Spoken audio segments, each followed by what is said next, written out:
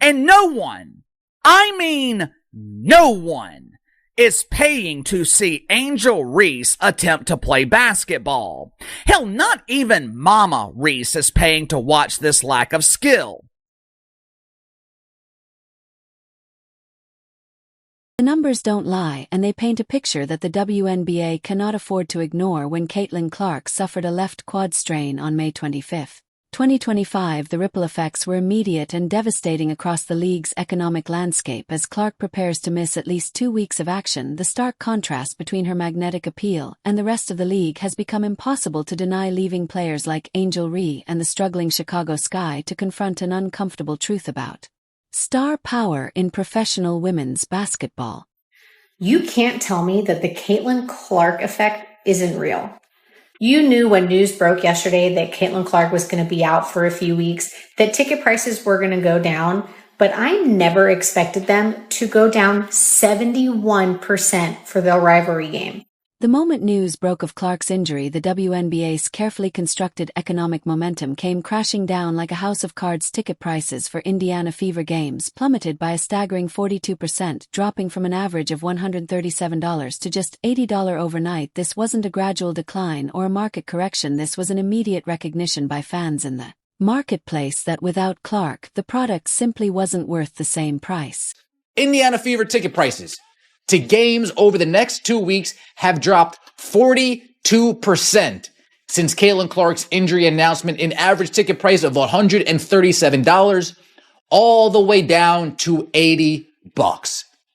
People are selling their tickets, definitely can't get face value, so what do? They just continue to lower and lower and lower and lower and lower the price. The Chicago Sky, who had moved their upcoming June 7th matchup against the Fever from the 10,387 capacity Winrust Arena to the massive 21,000-seat United Center specifically to accommodate the anticipated Clark crowds, watched their ticket prices crater. The get-in price for what was supposed to be a marquee showdown dropped from $86 to just $25 as news of Clark's absence spread for a team that had invested significantly in moving to a larger venue. The financial implications were immediate and brutal. The Sky relocated the game to the United Center, the home of the Chicago Bulls and the largest arena in the NBA, expecting a marquee matchup between Clark and Sky forward Angel Reese. Now here's where it gets sweet, all right? It gets real interesting right here. However, uncertainty looms as ticket prices for the game have plummeted dramatically following Clark's injury announcement. Oh my goodness. Since it became likely she will miss the June 7th game, ticket prices have dropped a staggering 71%. Oh my goodness. Falling from an entry price of $86 to just $25 according to TickPick. This economic free fall highlights a fundamental truth that many in the WNBA have been reluctant to acknowledge. The league's current success is not evenly distributed among its stars. While players like Angel Reese have garnered attention and accolades, the financial data reveals a stark hierarchy of drawing power that places Clark in a tier entirely her own. The television viewership numbers tell an even more compelling story about Clark's unique position in the women's basketball landscape.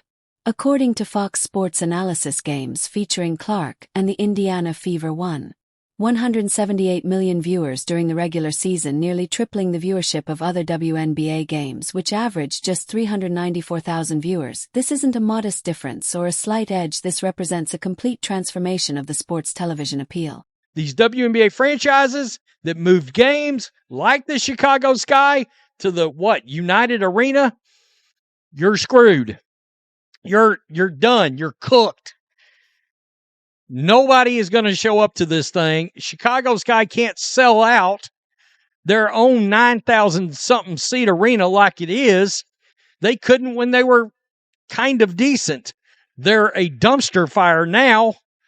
And now that Caitlin Clark is injured, the ticket prices for the Fever and Sky game just plummeted to Hades. If you are enjoying, please subscribe. The May 17, 2025 matchup between the Fever and Chicago Sky exemplified this phenomenon perfectly. The game drew 2.7 million viewers, setting a record for the most watched WNBA regular season game in 25 years. The broadcast peaked at 3 1 million viewers, demonstrating that Clark's appeal could draw casual sports fans who wouldn't normally tune in to women's basketball. This single game generated more viewership than some playoff series from previous seasons, underscoring the magnitude of Clark's impact on the league's television product. When we examine the broader pattern, the data becomes even more striking. Out of the 24 WNBA broadcasts that drew at least 1 million viewers during the 2024 season, 21 featured Caitlin Clark. This means that nearly 90% of the league's most successful television events were dependent on a single player's presence. The 3 games that attracted more than 20,000 fans in attendance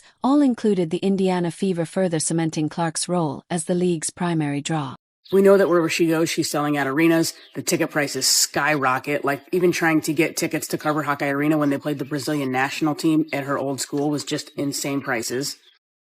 If she's going on the road, wherever she's going, ticket sales jumped by 140%. Average is $312. Like, that's crazy. While the broader WNBA grapples with Clark's absence, no team embodies the harsh reality of star power quite like the Chicago Sky. Currently sitting at 0-4 to start the 2025 season, the Sky find themselves in the uncomfortable position of being winless, while their supposed rival continues to generate headlines, even from the injury report. Angel Reese, who has been positioned as Clark's primary rival since their college days, faces the challenge of maintaining relevance for a team that has struggled to find its identity on the court. The Sky's current record represents a dramatic fall from their expectations, and their inability to capture wins has coincided with diminished interest from both fans and media outlets. The contrast becomes even more apparent when examining ticket prices for Sky games throughout their schedule. While the United Center games against Indiana commanded premium pricing due to Clark's expected presence, the team's regular games at Winrust Arena are now available for as low as $17 for some matchups. This pricing structure reflects the market's honest assessment of drawing power and entertainment value in the absence of marquee attractions. The WNBA will be reliant on their other stars to maintain the interest of the mainstream. With Angel Reese being the only player with mainstream name recognition, most of the pressure, it is going to be on her to perform.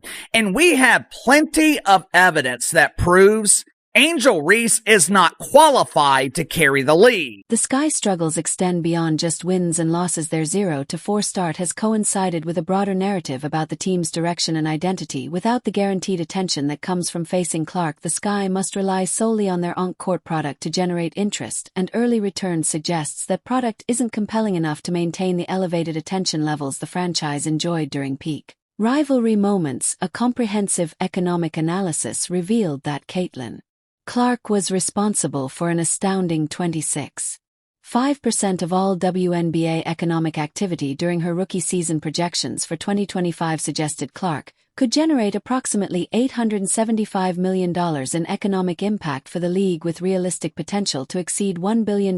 These numbers aren't speculative or theoretical. They're based on measurable increases in attendance, merchandise sales, television revenue, and broader economic activity in cities where the Fever play. Caitlin Clark could be projected to be $1 billion revenue maker for the WNBA this year. Now, obviously, the WNBA won't see that money, won't see most of that money, and it's not just in the WNBA, but it's all of her sponsorships, it's all of her appearances, it's all that stuff. But according to the projections, we're looking at $875 million could easily eclipse $1 billion on her economic impact. Caitlin Clark entering the league last year was responsible for 26.5% of all of their economic activity. So revenue from merchandise, which again, with the CBA as it is currently, she doesn't see a dime of any of that.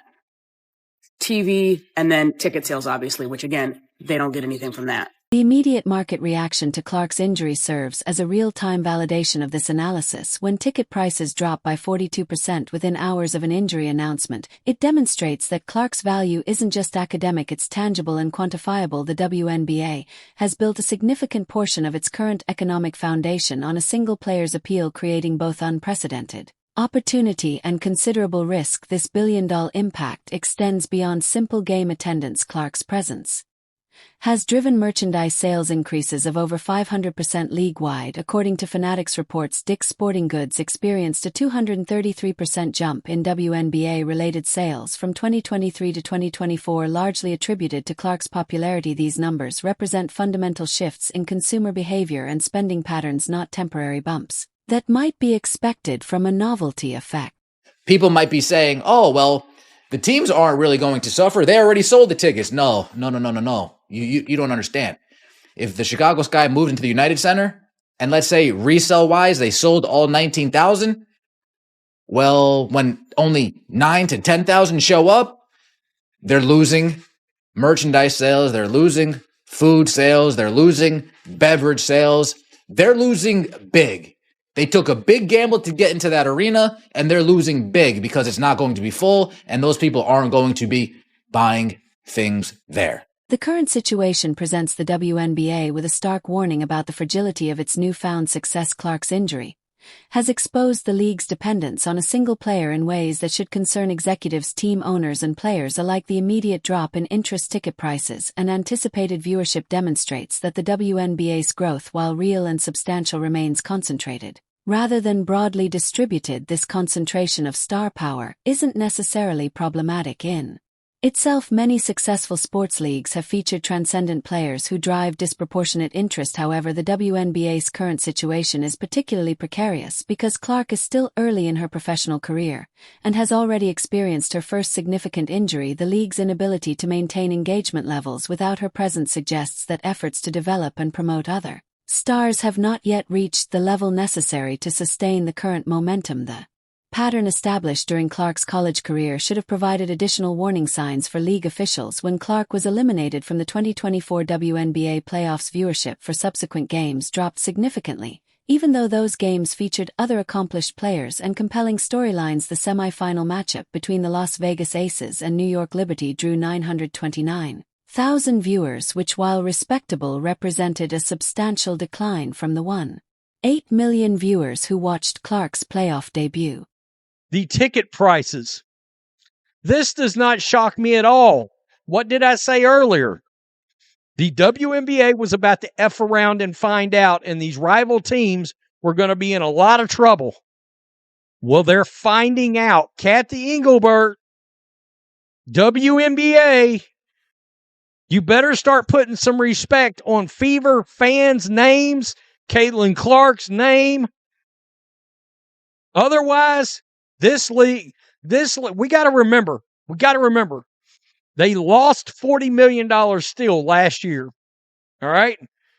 They're getting a new media rights deal. That thing won't be worth shit if Caitlin Clark was to either get really injured and couldn't play or decided to just say, I'm not going to play here anymore, I'm going overseas. Clark's absence doesn't just impact the Indiana Fever or their direct opponents, it affects the entire WNBA ecosystem. Television networks have built programming strategies around Clark's appeal, and her injury forces recalibration of expectations and promotional efforts. Merchandise partners who have invested heavily in WNBA products must now navigate a marketplace where the primary driver of sales is temporarily unavailable for other players in the league. Clark's injury presents both opportunity and challenge. On one hand, her absence creates space for other stars to capture attention and demonstrate their own drawing power. On the other hand, the immediate drop in overall interest suggests that the casual fans Clark brought to the sport may not remain engaged without her presence. The situation also highlights the importance of player health and injury prevention in a league where individual stars carry such significant economic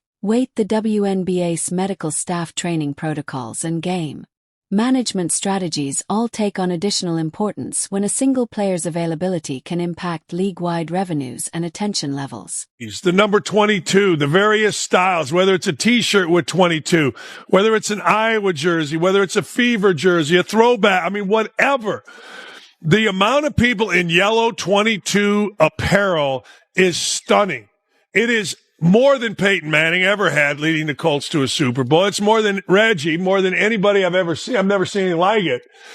But now she's not going to play. So I'm curious, are we going to have sellout crowds? Are the Pacers going to draw the attention nationally when they play the Sky or the Liberty or the Sun or whoever? As Clark works toward her return, the WNBA must grapple with several crucial questions about its future development. The league's growth strategy must address whether it's sustainable to rely so heavily on individual star power, or whether efforts should focus on building broader, more distributed appeal across multiple players and teams. The current situation also raises questions about competitive balance and the concentration of talent. The Indiana Fever's ability to draft Clark and build around Her has created a significant competitive advantage that extends far beyond basketball performance. Other franchises must now consider how to develop their own stars and create compelling narratives that can capture fan attention in an increasingly crowded entertainment marketplace. For Angel Reese and the Chicago Sky, the challenge is clear. They must find ways to generate interest and excitement independent of their connection to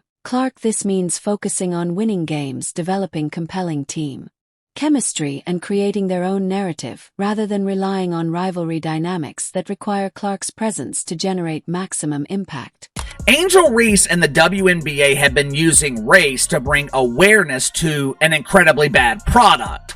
Once you remove Caitlin Clark from the equation, there's no reason for people to watch this league, which is why people haven't been watching Angel Reese throughout her career. The most uncomfortable truth revealed by Clark's injury is that the WNBA's recent growth, while impressive and real, remains fragile and concentrated. The league has successfully attracted new fans, increased revenue streams, and elevated its profile, but these gains are disproportionately tied to a single player's presence and performance. This reality doesn't diminish the accomplishments of other players or suggest that the WNBA lacks talent and entertainment value. However, it does highlight the unique position Clark occupies in the sport's current landscape, and the responsibility this places on both Clark and the league to protect and maximize this asset. Without the NBA giving their yearly donation, this league would have folded years ago. And that's the part that bothers me about the organization, the owners, the players. This inflated ego, thinking, oh, we built this. You didn't build nothing. You're just getting by the NBA charity check. And with this mentality, they have these inflated egos and they're stuck in their ways. They think their way is the right way. This is going to be successful, and it failed for decades. Finally, a player that's worth paying the money for. Caitlin Clark comes along. What do, WNBA? You beat her up. You treat her like crap. You treat her like she's dog doo-doo, dude.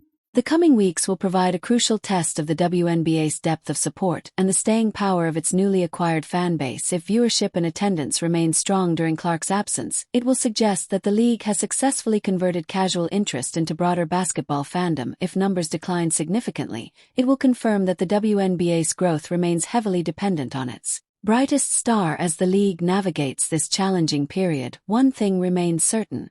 Caitlin Clark's impact on women's professional basketball extends far beyond statistics and accolades. She has become the economic engine that powers much of the WNBA's current success, and her temporary absence serves as a stark reminder of both the opportunities and vulnerabilities this creates for the league's future.